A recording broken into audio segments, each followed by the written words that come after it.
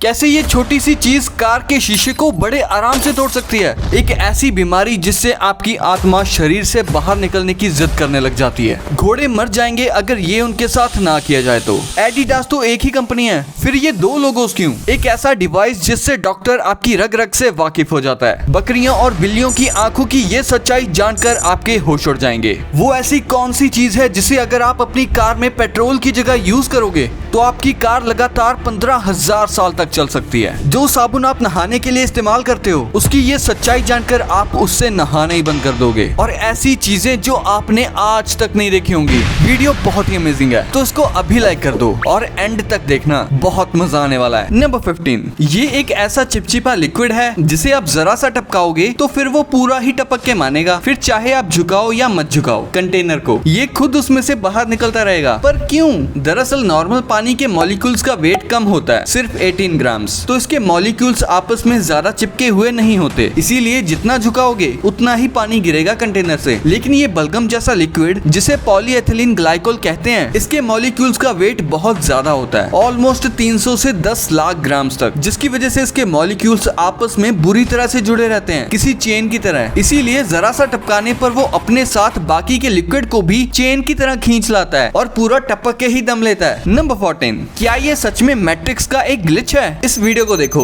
और बताओ कि ये घोड़ा किस तरफ जा रहा है। अब कई लोगों को ये आगे की तरफ जाता हुआ दिखाई दे रहा होगा और कई लोगों को पीछे की तरफ, पर रियलिटी में आप जिस तरफ सोचोगे ये घोड़ा उसी तरफ जाएगा। मतलब आगे की तरफ सोचोगे तो ये आपको आगे की तरफ जाता हुआ दिखाई देगा, और अगर आप इसे हमारी तरफ आता हुआ सोचोगे तो ये हमारी तरफ ही आता हुआ दिखाई देगा। दरअसल इस घोड़े का कलर काफी डार्क होने की वजह से हमें ऐसा लग रहा है कि ये घोड़ा दोनों तरफ चल रहा है, पर रियलिटी में ये एक ही डायरेक्शन में चल रहा है। और वो किस डायरेक्शन में, वो आपको कमेंट में बताना है। अब इस आवाज को सुनो और बताओ कि ये क्या बोल रहा है, ब्रेनस्टॉर्म या फिर ग्रीन नीडल। अब कई लोगों को ब्रेनस्टॉर्म सुनाई दे रहा होगा और कई लोगों को ग्रीन नीडल। पर क्या हो अगर मैं बोलूं कि इस साउंड को सुनते समय आप जिस वर्ड को पढ़ोगे आपको वैसी ही आवाज सुनाई देगी? विश्वास नहीं हो रहा ना? तो खुद ही सुन लो। नंबर 13, स्टेडियम सीट्स को फिर से नया करने का ये तरीका थोड़ा कैजुअल है, जिसे देखकर मेरी आत्मा को सुकून मिल रहा है। दरअसल जब स्टेडियम की सीट्स पर डायरेक्ट धूप लगती है तो शक्ल ही बिगाड़ देती है पेंट की। फिर उन्हें रीपेंट करने की बजाय फ्लेम थ्रोअर से थोड़ी सी आग लगाई जाती है, जैसा कि आप वीडियो में देख सकते हो। इससे चेयर नहीं जलती और बैक्टीरिया का तो बाप भी इस आग को नहीं जल सकता, और ऊपर की खराब हुई पेंट की लेयर भी पिघल जाती है, जिससे आपकी तशरीफ के लिए एकदम सफा और चिकनी कुर्सी निकल कर आती है। बैठ जाओ भाई साहब। नंबर 12, अगर आप स्पार्क प्लग में से ये व्हाइट सिरेमिक निकाल लेते हो तो ये कार का शीशा बड़े प्यार से तोड़ देगा। जो कार का शीशा हथौड़ा गिराने पर भी नहीं टूटता, वो इस छोटे से सिरेमिक के टुकड़े से आसानी से टूट जाता है। पर कैसे? दरअसल स्पार्क प्लग पर लगा ये व्हाइट सिरेमिक काफी हार्ड होता है और तोड़ने पर इसके टुकड़े बहुत नुकीले हो जाते हैं। वहीं कार की साइड विंडोज टेम्पर्ड ग्लास की होती हैं, जो कि अंधाधुंध घूंसा बजाने से भी नहीं टूटती। लेकिन अगर टेम्पर्ड ग्लास के एक छोटे से पॉइंट पर फोर्स लगाया जाए जो ये सिरेमिक का टुकड़ा मारने पर बखूबी करता है, तो शीशा आसानी से टूट जाएगा, अगर नुकीली तरफ से लगे तो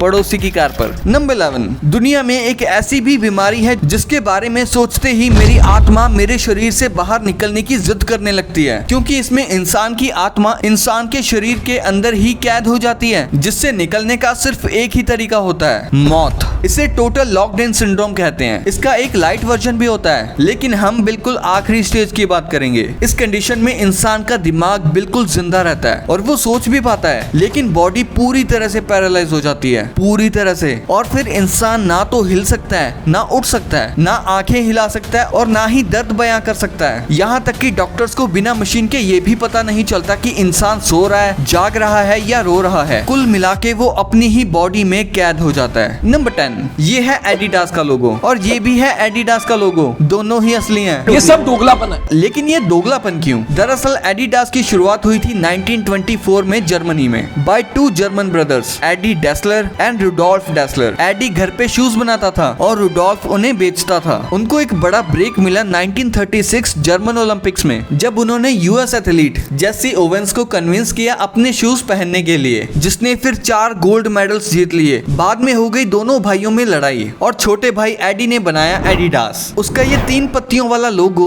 एक्चुअली में फुटबॉल्स हैं, जो 1970 1971 में सबसे पहले अपीयर हुआ था। ये रिप्रेजेंट करता है वो 3 कॉन्टिनेंट्स जहां एडिडास अपनी प्रोडक्ट्स को बेचता था, जबकि ये नया लोगो 1991 में आया। आज ये 3 फुटबॉल वाला लोगो एडिडास ओरिजिनल्स की लाइफ एंड कैजुअल प्रोडक्ट्स की लाइन में यूज होता है, जिसके प्रोडक्ट्स जनरली ज्यादा एक्सपेंसिव होते हैं और एथलीट्स के लिए नहीं होते, जबकि ये माउंटेन वाला लोगो ज्यादा अफोर्डेबल और स्पोर्ट्स लाइन में यूज किया जाता है। बाय द वे, एडी के बड़े भाई रुडोल्फ ने एक आइकॉनिक शू ब्रांड बनाया था जिसका नाम है प्यूमा। अरे हम 2 भाई दोनों तो भाई। नंबर 9, जैसे ही डायरेक्टर लाइट्स कैमरा एक्शन बोलता है तब हर सीन के टेक पर इस यंत्र का यूज होता है। इसको क्लैपर बोर्ड कहते हैं। ये इंस्ट्रूमेंट, ये यंत्र एडिटर्स के लिए बहुत ज्यादा काम का होता है। इससे एडिटर को पता चल जाता है कि कौन से सीन का कौन सा टेक है। इसी के साथ डेट, डायरेक्टर, प्रोड्यूसर, साउंड, यहाँ तक कि फिल्म का नाम भी इस पे लिखा होता है। और इसका सबसे कमाल का काम है इसका ऑडियो और वीडियो को आपस में सिंक करने का, यानी जोड़ने का। शूटिंग के दौरान इस तरह के एक्सटर्नल माइक्रोफोन्स का यूज किया जाता है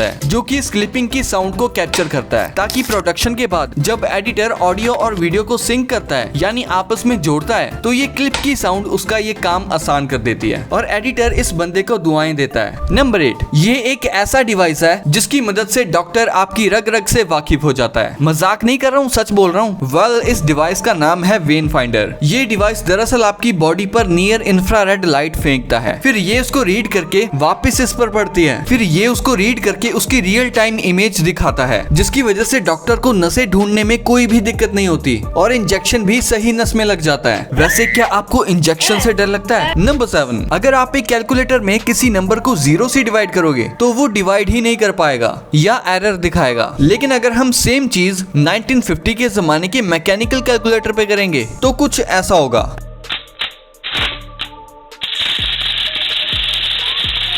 एक्चुअली कोई भी नंबर जब 0 से डिवाइड होता है तो वो अनडिफाइंड होता है, और तो और अगर 0 को 0 से भी डिवाइड किया जाए तो वो भी अनडिफाइंड होता है, यानी कि इसका कोई आंसर निकाला ही नहीं जा सकता। आज तक कोई भी मैथमेटिशियन इसको सॉल्व करने का कोई भी सक्सेसफुल फॉर्मूला नहीं बना सका है और ना ही बना सकता है। इसीलिए तो ये कैलकुलेटर चलता ही जा रहा है, क्योंकि उसको पता ही नहीं है कि रुकना कहाँ है। हालांकि नॉर्मल कैलकुलेशंस ये कुछ ऐसे करता है।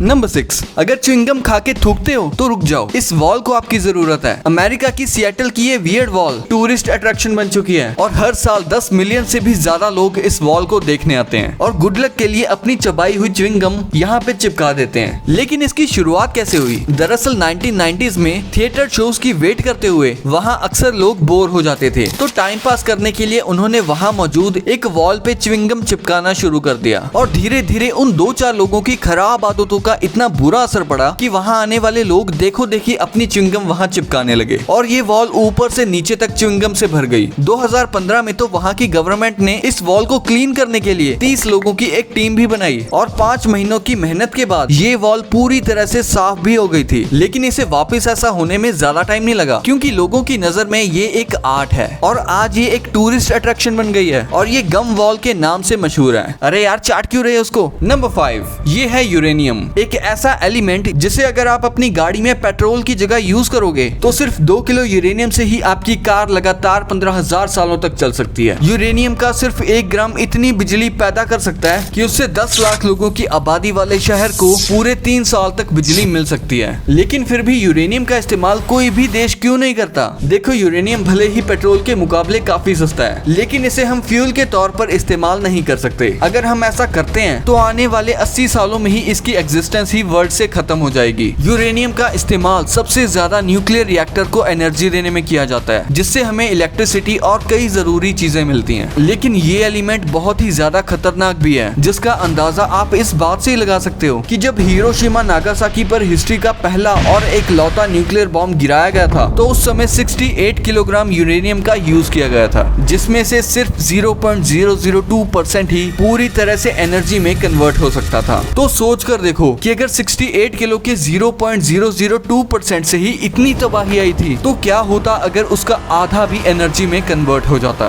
कैसी टेरिबल सिचुएशन होती, सोचकर ही रूह कांप जाती है। नंबर 4, जैसे ही मैंने बकरियों की आंखों को देखा तो मुझे उसकी आंखें हॉरिजॉन्टल दिखाई दी, तो मैंने सोचा आखिर हॉरिजॉन्टल ही क्यों? दरअसल ऐसा इसलिए है क्योंकि बकरियां एक आसान शिकार होती हैं, इसीलिए कोई भी शिकारी जानवर जैसे कि भालू उसको आराम से पकड़कर उसको दबोचकर उसको खा सकता है। तो ऐसे में नेचर ने इनको हॉरिजॉन्टलाइज दिए हैं, जिससे वो एक ही बार में 320 से 340 डिग्री तक का वाइड व्यू देख सकती हैं और कई बार शिकारी को पहले ही देख लेती हैं और बचकर भाग जाती हैं। लेकिन फिर मैंने बिल्लियों की आंखें देख ली जो कि बिल्कुल वर्टिकल दिखाई दे रही थी। फिर मुझे पता चला कि बिल्ली तो खुद एक शिकारी है और किसी के बाप से भी नहीं डरती, चाहे फिर सामने जंगली कुत्ता ही क्यों ना हो या फिर जहरीला सांप। एक रैप्टे में सबको सीधा कर देती है। नंबर 3, जो साबुन आप नहाने के लिए इस्तेमाल करते हो, क्या वो सच में आपकी खूबसूरती को बढ़ा रहा है या आपकी स्किन को धीरे धीरे नुकसान पहुंचा रहा है? तो ऐसे में कैसे पता करें कि आपकी साबुन अच्छी है या खराब? आइए जानते हैं। देखो, साबुन की क्वालिटी उसमें मौजूद टोटल फैटी मैटर यानी कि TFM पर डिपेंड करती है, यानी कि जितना ज्यादा TFM उतनी ही अच्छी साबुन। ब्यूरो ऑफ इंडियन स्टैंडर्ड्स के अकॉर्डिंग साबुन 3 तरह की होती है। ग्रेड 1 के साबुन में 76% TFM होता है, ग्रेड 2 के साबुन में 70% TFM होता है और ग्रेड 3 के साबुन में 60% TFM होता है। यहाँ ध्यान देने वाली बात यह है कि ग्रेड 2 और ग्रेड 3 के साबुन इंसानी त्वचा के लिए हार्मफुल होते हैं, लेकिन ग्रेड 1 की साबुन ह्यूमन स्किन के लिए अच्छी मानी जाती है। इसीलिए जब भी आप नहाने की साबुन खरीदने जाओ तो सबसे पहले उसके पीछे इंग्रेडिएंट्स में दी गई TFM की वैल्यू जरूर चेक करना,